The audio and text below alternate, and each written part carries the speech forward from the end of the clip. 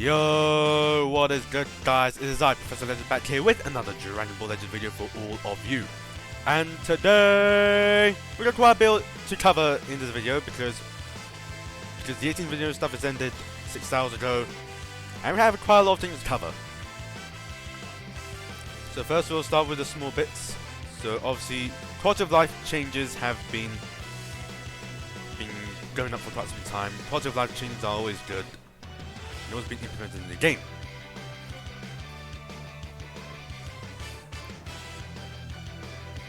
Okay, so updates on the October, November. Legend feedback updates, that's always good. They've got a lot of info to give on the large updates. Legend feedback update planned for pretty much end of October into November, so pretty much a few weeks from now. The feedback update will feature weekly updates based on our suggestions from the player base. They'll be implemented from 20th of October to mid-November, so that's pretty much tomorrow to mid-November.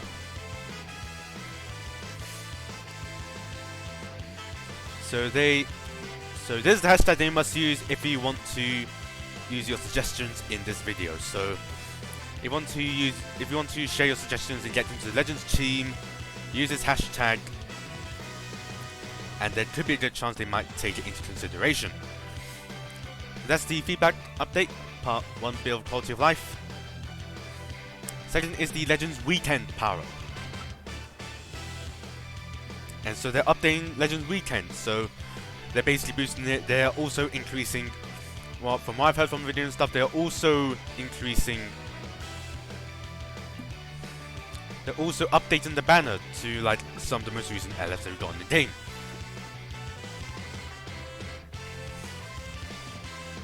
So from what I think, I'd probably say around 8 Vegeta. I'd say probably around LF8 up to LF8 Vegeta. LF Cell released a few weeks ago, so once this Happy Weekend banner gets updated, it'll update the pool. Probably throw the old ones out because, let's be honest, no one uses the old sparklers anymore unless they're getting a Zen card.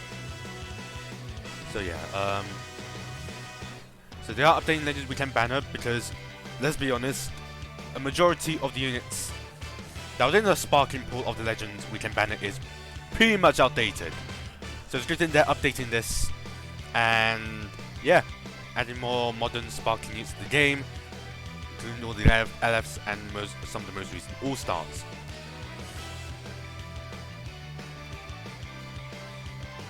Yeah, they received a bunch of feedback.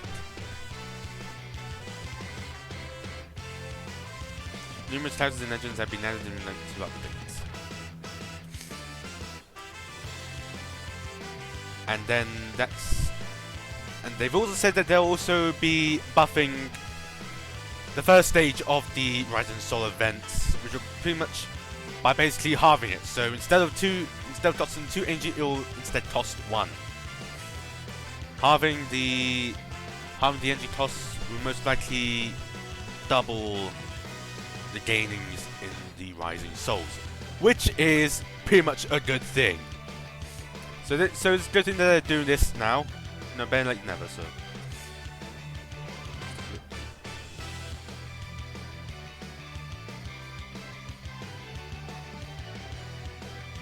yeah. So next up is that Ultra Goku and Ultra Vegeta will be easier to buff up.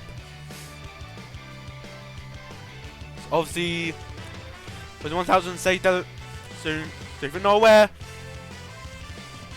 Ultra Goku and Vegeta have released in Legends. Goku was released as part of the 1000 day celebration campaign, and Vegeta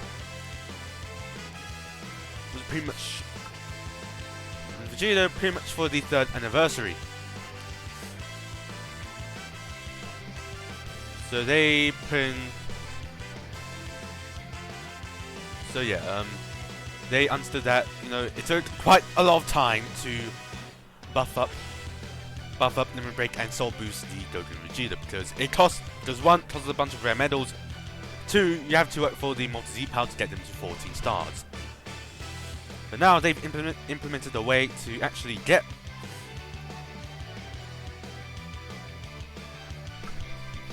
So they decide. So what they plan to do is that they added they decided to add bonus stages, basically where you can get multi-Z power and the Rising Souls and Super Souls for that exclusive character, and I assume it's going to be limited to one attempt a day, which is pretty much understandable and pretty much logical. So that's pretty much fine as always. So yeah, you can also get the Z power for the Ultra character, Rising Souls, Super Souls, and a bunch more. Just that everyone, including the newer players, can acquire. More newer players can acquire Ultra Goku and Ultra Vegeta easily.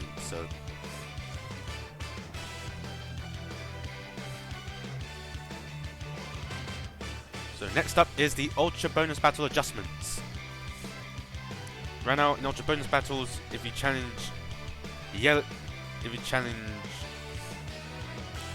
like Rising Soul 2, Rising Soul level 2, you get Rising Souls, and you also get Rising Souls 2 or Rising Souls 1. They'll drop. In addition, only level 1 soul, but only Rising Souls 1 drop from the level 1 event. And they're aware that this is draining a majority of the players' energy tank. So they decide to apparently halve the energy. So they've halved the amount of energy needed to challenge the event. Challenge the event in the level 1 level so that you can easily collect more of the tier 1 souls. So now, instead of costing 2 energy, it will cost 1 energy, meaning it'll drain less of your energy. So that's pretty much helping us conserve our energy tanks. So, but then again, I still advise you save your energy for the weekend so that you can grind them more easily.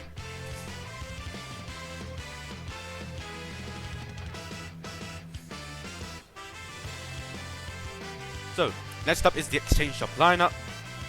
And they're pretty much giving a few changes. And they're saying that change will be made to the Z Medal, Exchange, Recycle Center, Equipment Medal, Guild Coin Exchange Shop lineups. So these are pretty much the Exchange Shop lineups, pretty much that are within. So Z Medal, Recycling Center, Equipment Medals, and the Guild Medals. Guild Coins, I mean.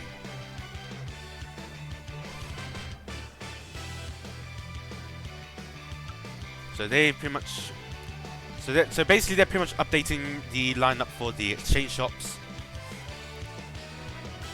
So yeah, that's pretty much it. Next up,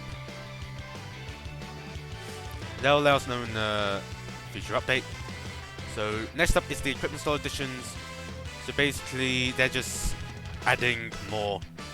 Let's just say. So they're saying they're adding 30 equipment, if I remember correctly. 30 equipment slots to the game. So 3 more equipment slots. That's good. 30 equipment slots are coming to the game.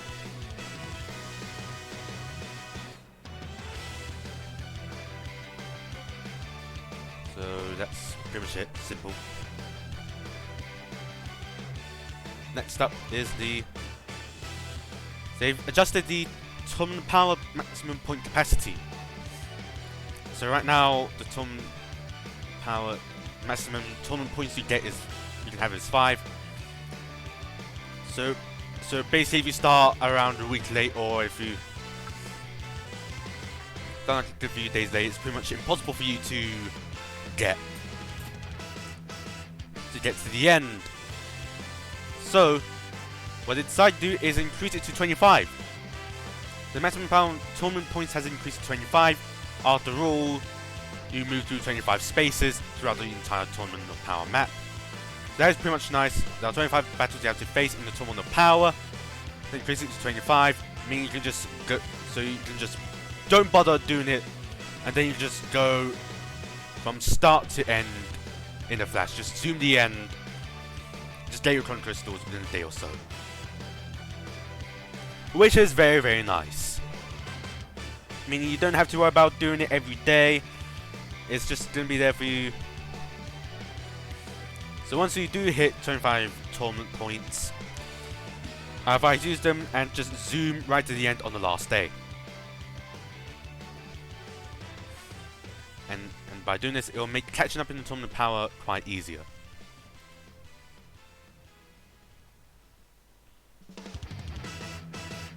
So it will give you a good time to catch up.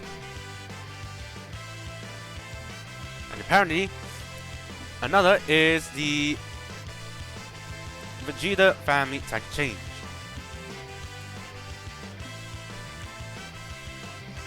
So, if you remember correctly, the tag was called Vegeta family, but there are certain units, certain Vegeta units that are pretty much not on the tag.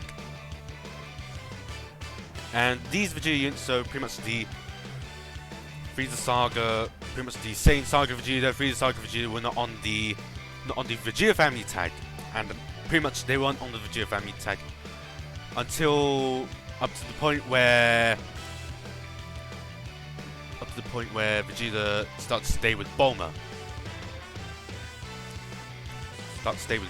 That's when he gets the Vegeta family tag. So now they're making some updates. Instead, pretty much any character that doesn't have any Vegeta units that's from the Saiyan Saga or Frieza Saga don't have the tag Vegeta family, which created weak point in Z abilities. So they're changing the tag name of Vegeta family to Vegeta Clan. So the tag name will now officially be Vegeta Clan. Vegeta Clan is officially the new name of the tag. And any Vegeta that's on Saiyan Saga or Frieza Saga will pretty much have the Vegeta Clan tag. So you can use the related Z abilities. And apparently for them there's much more stuff, but apparently there's another thing. The big stuff is here, guys. The big stuff. Zenkai Awakenings are now free. People have been making this. Thank you, Toshi. So, Zenkai Awakenings are now officially free. They are now free, which is a very, very, very good thing. You know, it should have been from the start, but people are saying it should have been from the start, but hey, better late than never, I suppose. Better late than never. Better late than never, so that's pretty much good. Zenkai Awakenings are now 100% free. You don't have to spend a single chrono crystal. Get Awakening summons or Space Time Rush. I assume you can also summon with chrono crystals just to get it done faster. Which is why I assume so. But they will also be entirely free, pretty much 7,000 Awakening Z power.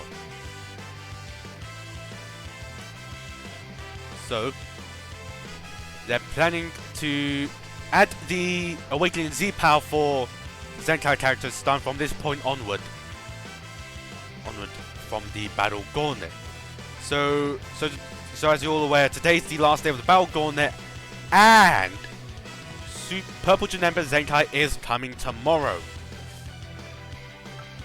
So there's a good chance that the free Zenkai could start from tomorrow onwards, which is probably going to be a very, very good thing, but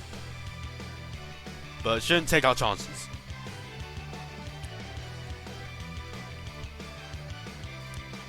So obviously with Battle Gauntlet you clear floors where you can get chrono crystals.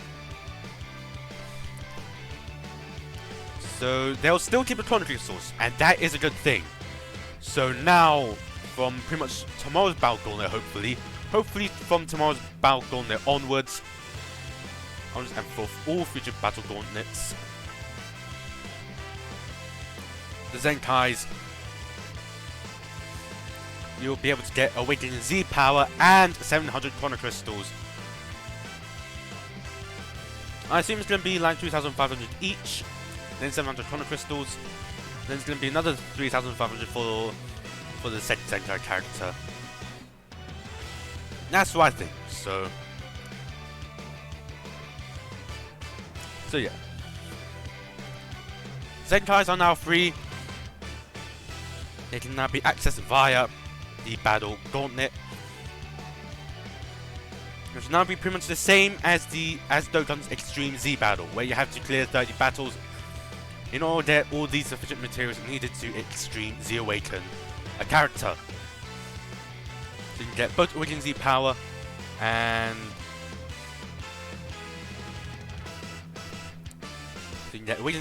Chrono Crystals from the Battle Gauntlet. Next up is the Legends news. So, it appears that a new Ultra character is coming to the game.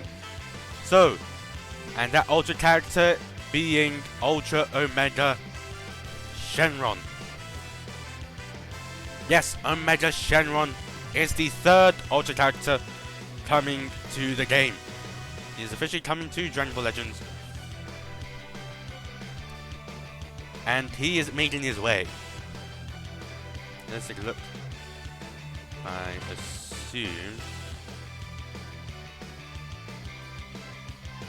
assume that's the blue card or green card. Not sure. Chances are it's most likely blue.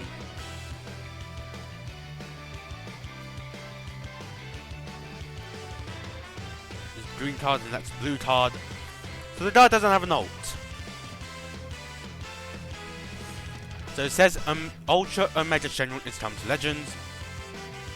He is a defense type with high defense, and he has abilities that can really decrease damage received and buff him whenever he is attacked. So let's say you're doing like a bunch of tap attacks on the Let's just say the opponent's doing a bunch of tap attacks on this Shenron. He's going to get a bunch of buffs. He's going to get a bunch of buffs.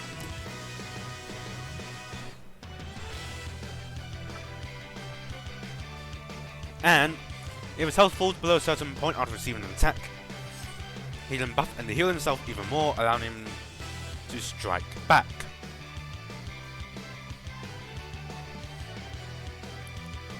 And he also gradually restores health every time he goes into the battlefield, buffing whenever he's attacked, and he can work as a shield for your team. I assume that point in where he has to fall below a certain point that point is most likely gonna have to be like 50% or something. 50% or lower. That's when he heals himself and gets more buffs. Because 70% would just be too high. So 50% sounds reasonable.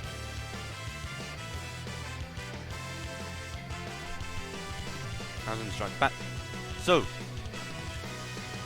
and his Ultra ability is also the first of its kind that affects allies as well.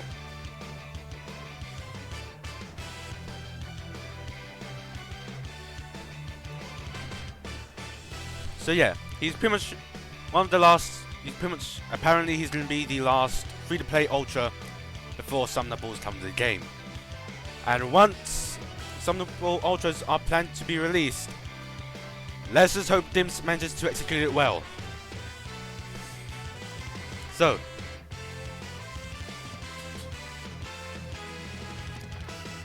and that's pretty much it. Third Ultra is Omega Shenron, and he is free to play.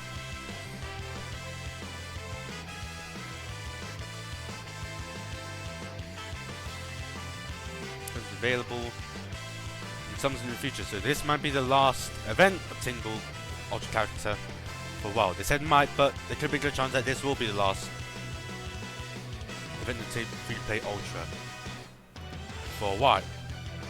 Below into his abilities and animations, so let's take a look. Raw Style GT, then Powerful Opponent, because that's what I think his Ultra ability might revolve around. So for GT, it would be ideal that he would either be blue or yellow. Blue or yellow. As I think is most likely going to be.